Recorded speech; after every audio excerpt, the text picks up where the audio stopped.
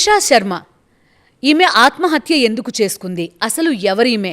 మధ్యప్రదేశ్ ప్రభుత్వం ఈమె ఆత్మహత్య కేసుని ఏకంగా సిబిఐ ఎంక్వైరీకి రికమెండ్ చేసింది. సిబిఐ ఎంక్వైరీ దాకా పరిస్థితి ఎందుకెళ్ళింది? సమాజంలో పలుకుబడి కలిగిన వ్యక్తులు వ్యవస్థని ఇన్ఫ్లుయెన్స్ చేయగలవా?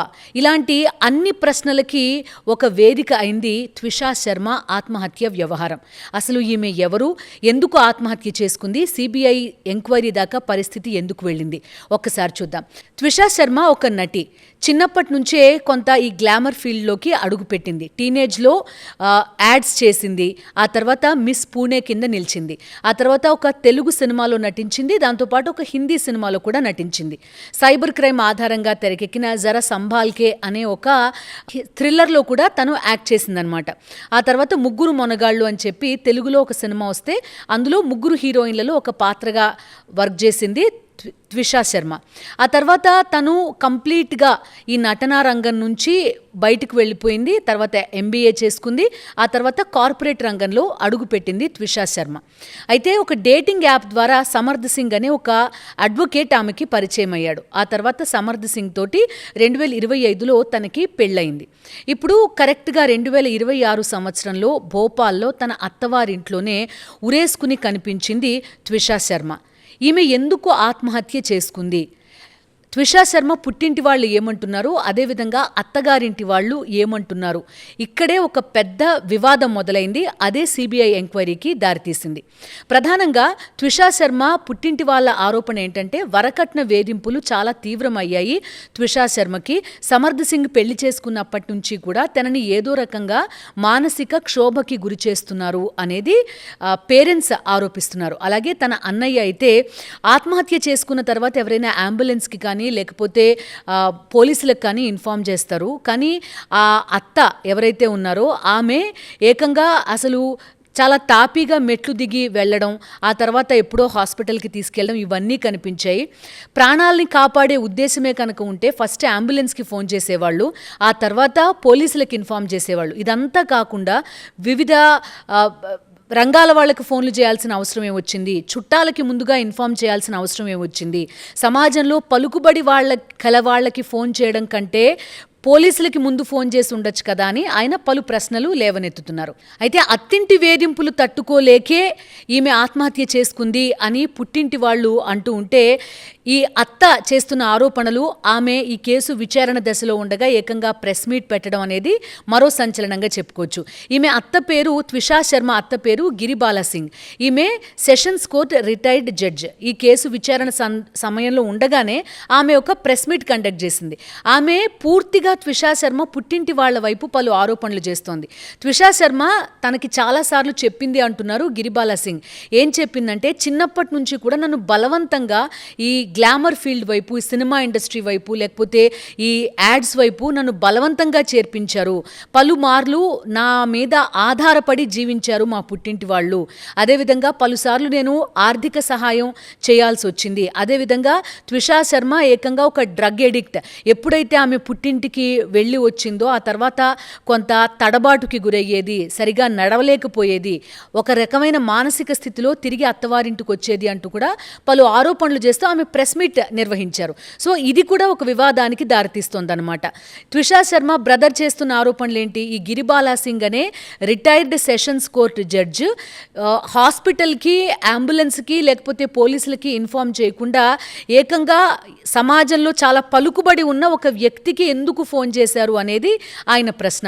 సో దానికి తగ్గట్టుగానే కరెక్ట్గా త్విషా శర్మ క్యారెక్టర్ని అసాసినేషన్ చేస్తూ ఆమె ప్రెస్ మీట్ నిర్వహించడం అనేది ఇంకా అనుమానాలకి తావిచ్చేలాగా ఉంది. దాంతోపాటు సమర్థ్ సింగ్, త్విషా శర్మ పెళ్లి చేసుకున్న వ్యక్తి, ఒక అడ్వకేట్.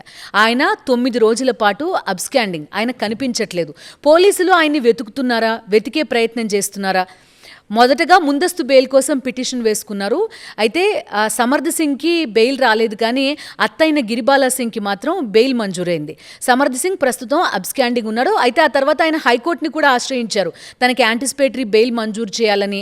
త్విషా శర్మ పేరెంట్స్ అనవసరంగా ఆరోపిస్తున్నారు అని, ఇలా రకరకాల అంశాలని తెరపైకి తీసుకొస్తున్నారు. దాంతోపాటు త్విషా శర్మకి తను ఏవైతే డబ్బులు పంపించారో తన ఆ గూగుల్ పే స్క్రీన్ షాట్స్ కానీ లేకపోతే ఆ పేమెంట్ రిసీట్స్ కానీ ఇవన్నీ కూడా ఆయన కోర్టు ముందు ఉంచుతున్నారనమాట.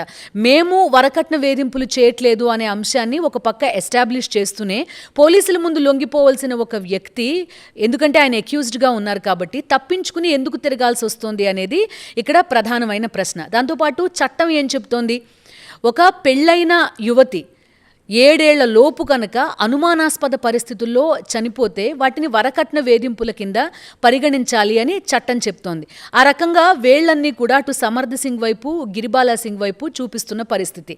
కానీ వీళ్ళు సమాజంలో చాలా పలుకుబడి కలిగిన వ్యక్తులు, వాళ్ళు తప్పించుకు తిరగడానికి వ్యవస్థ అవకాశాన్ని కల్పిస్తోందా అనే ప్రశ్నలు కూడా ఇక్కడ మనకి కనిపిస్తున్నాయి. చూడాలి అయితే ఇప్పుడు భోపాల్ హైకోర్టు ఏం చేస్తుంది అనేది కూడా చూడాల్సి ఉంది. అయితే ఇది ఒక క్రైమ్ స్టోరీ, లేకపోతే ఒక యువతి ఆత్మహత్య చేసుకుంది, చాలామంది ఆత్మహత్య చేసుకుంటారు, అలాంటి ఒక కేసు ఇది అని కొట్టిపారేయకుండా ఎందుకు ఇది ఒక సంచలనమైన విషయంగా మారింది అనేది, ఎందుకంటే త్విషా శర్మ పర్స్పెక్టివ్ నుంచి ఒక్కసారి ఈ మొత్తం వ్యవహారాన్ని చూస్తే ఏమవుతుంది అనేది ఆలోచించాలి. చిన్నప్పటి నుంచి కూడా తండ్రి వేరే దేశంలో ఉంటూ వచ్చారట, ప్రధానంగా ఆమె తల్లి దగ్గరే పెరిగిందని చెప్పుకోవచ్చు. చిన్నప్పటి నుంచి కూడా ఈ యాడ్ ఏజెన్సీల చుట్టూ, లేకపోతే సినిమాకి సంబంధించి కాస్టింగ్ చేసే ఏజెన్సీల చుట్టూ, వీటి చుట్టూ తిరగడం, అవకాశాలు పొందడం, వీటితోటే ఆమె జీవితం అంతా సరిపోయింది. ఆ తర్వాత సినిమాలో ట్రై చేసింది, వర్కౌట్ కాలేదు. చిన్న చితక సినిమాలు అవి ఇవి చేసింది, కానీ అనుకున్న స్థాయి స్టార్డమ్ మాత్రం సంపాదించలేకపోయింది, దానికి తగ్గ ఆదాయం కూడా సంపాదించలేకపోయింది. సో అటువంటి ఒక టైంలో 33 ఏళ్ల వయసులో చనిపోయింది ఆమె. ఇంకా ఇదంతా వర్కౌట్ కాదు, మనం ఎంబీఏ చేసి కార్పొరేట్ సెక్టర్ వైపు వెళ్ళిపోదాం, పెళ్లి చేసుకుని సెటిల్ అవుదాం అనుకున్న టైంకి ఈ సమర్థ్ సింగ్ అనే ఒక అడ్వకేట్ పరిచయం అయ్యాడు. ఆ అడ్వకేట్ని డేటింగ్ యాప్లో పరిచయం అయ్యాడు. అదే అడ్వకేట్ని ఆమె పెళ్లి చేసుకుంది. అత్తగారు ఏం చెప్తోంది? అసలు మా కుటుంబానికి వాళ్ళ కుటుంబానికి ఏమాత్రం పొంతన లేదు, అయినప్పటికీ కూడా వాళ్ళిద్దరూ ఇష్టపడ్డారనే ఒకే ఒక ఉద్దేశంతో పెళ్లి చేశాం అని చెప్తున్నారు. సో త్విషా శర్మకి కూడా ఆ విషయం తెలుసు కదా, అయినా కూడా వీలైనంతగా అడ్జస్ట్ కావాలనో, లేకపోతే వీలైనంతగా మంచి లైఫ్ కోరుకునో ఇలాంటి ఒక పెళ్లిని ఆ అమ్మాయి చేసుకుంది. అయినా కూడా ఎంతటి విషాదం ఇక్కడ మనకు కనిపిస్తోంది. ఓవరాల్గా జీవితం అంతా కూడా స్ట్రగుల్ అయింది, అయినప్పటికీ కూడా పెళ్లి చేసుకున్నా కూడా ఎటువంటి ఉపయోగం లేకపోయింది. ఆఖరికి ఆత్మహత్యే ఆ అమ్మాయికి శరణ్యమైంది.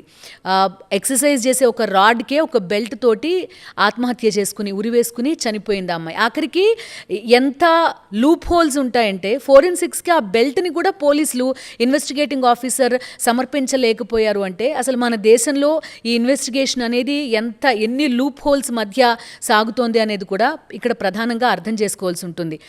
మనం చాలామందిని ఆదర్శంగా తీసుకుంటూ ఉంటాం. నేను ఫలానా ఒక వ్యక్తిలాగా ఉండాలి, లేకపోతే నేను ఫలానా వాళ్ళలా ఇలాంటి కెరీర్ నాకు కావాలి, లేకపోతే నేను ఇలా ఉండాలి అని చాలా ఎగ్జాంపుల్స్ తీసుకుంటాం.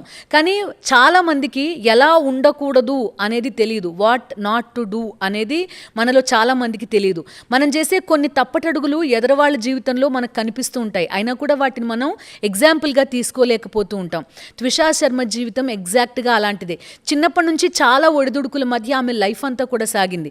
అయినప్పటికీ కూడా ఒక కరెక్టివ్ మెజర్ తీసుకుందాం అనుకునే లోపు అది కూడా వర్కౌట్ కాకపోవడం అనేది ఆమెను ఏ స్థాయిలో కుంగదీసింది అనేది ఇక్కడ అర్థం చేసుకోవాలి. సో తప్పెవరిది?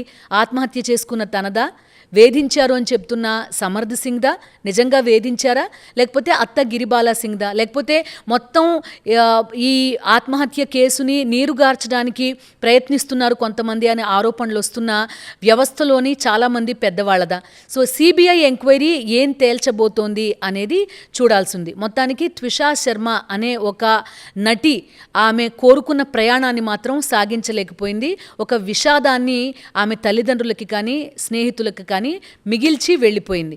సో మనం ఒకవేళ ఏదైనా ఒక కరెక్టివ్ మెజర్ తీసుకున్నా కూడా సెటిల్ కాలేదు అని అనుకున్నప్పుడు వీలైనంతగా కుంగుబాటుకి గురి కాకుండా ఉండడం అనేది అలవర్చుకోవాలి. ఫెయిల్యూర్స్ ప్రతి క్షణం మనని వెంటాడుతూనే ఉంటాయి. వాటిని ఎంతవరకు మనం ఫేస్ చేయగలం, ఎంతవరకు ధైర్యంగా ఎదుర్కోగలం అనే దానిపైనే లైఫ్ అంతా ఆధారపడి ఉంటుంది అనేది త్విషా శర్మ మనకి చెప్తున్న సత్యం.